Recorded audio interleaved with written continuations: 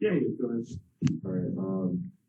I think the thing that jumped out to me is the pointing out that break points, younger guys out there, so, what was the thing that kind of stood out to you in that point?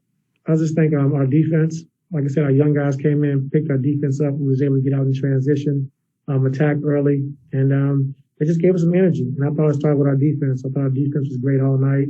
Did a good job of, following the game plan and containing them in a better way, taking them out of transition, but also, keeping those guys off the glass. And I thought we did a good job on when we came into the game and focused on was transition, offensive rebounds, and we did a good job with that. When you guys were up 19, you came and cut into that lead, up 15 points into that lead. How did the team stay poised and just get that lead back up? We knew it was going to make a run at some point. We had the blitz on Halliburton tonight, and coming out, they in the second half they made some adjustments and they were able to take advantage of us on those blitzes with the backdoor cuts and some movement. So, then once we went back to our normal coverage and stopped blitzing, we were able to control the game again. So it's a game of runs and a game of adjustments. And I thought the first half, blitzing him, we did a good job. In the second half, they kind of figured it out. So then we had to take the blitz off and was able to come back and, build the lead again. How was it coaching all those guys, especially like out of timeouts and we were terrible out of timeouts tonight. We got to be better with our execution. And we talked about it at halftime, going into the half, messed up 2 ATOs coming out of timeout. And then the second half, I think we did 2 more. So just understanding what we're trying to do, we got to be a better executing team.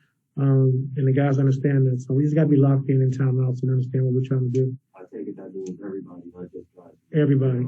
Aren't used to playing every day. Everybody. Yeah.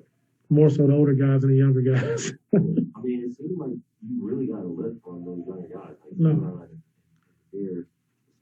Yeah, they did a great job. I mean, defensively, Keon's energy, picking up full court, being aggressive, his speed.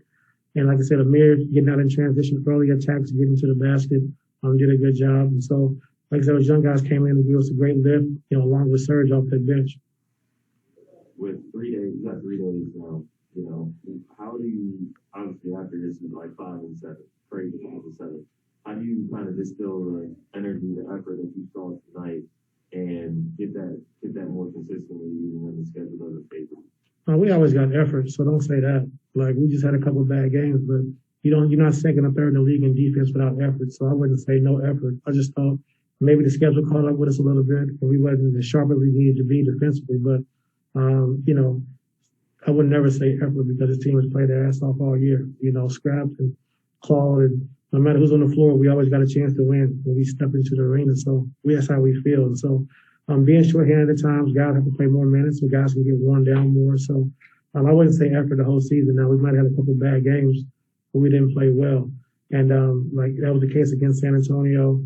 We needed more physicality, but I would never question our effort because guys put it out every night. Andrew?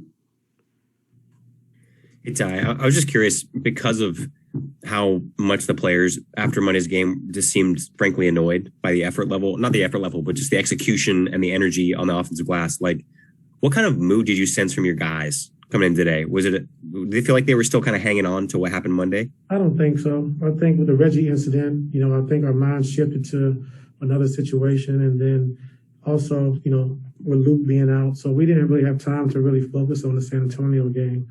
Once we landed last night and got worried about Reggie. So our whole game plan had to change. And, what we wanted to do as far as showing film this morning, we couldn't do. So, like I said, you're going to have 4 or 5 of those games a year. You don't want to see them, but it's going to happen. And when you're playing shorthanded, guys get tired and guys are not the same players, 5 and 7 or, 4 and 6 or whatever it may be. So, it's going to happen, but you don't like to see it, but I would never question our guys' heart and effort on the season. Maybe a game or two where we don't, look as good as we normally do. But like the guys have been playing, like I said, their effort's there every single night. It's just sometimes we got to be a little bit more physical, and that can come with some fatigue at times as well. Thank you. Last one, Mariam. Hey, Ty, I just wanted to see what you thought of Serge today and if you kind of see that he's kind of getting more back to himself. Yeah, I thought Serge was great. I thought, Like you said, making 2 threes. I thought on the offensive glass, I thought finishing at the rim. And then defensively, challenging Tristan's floaters at the basket really gave Tristan a hard time down there. And the one he did deflect and block, Tristan made it. So I thought Serge's presence was big and huge off the bench. And then definitely, anchoring that defense on the second unit. Thank you. Yeah.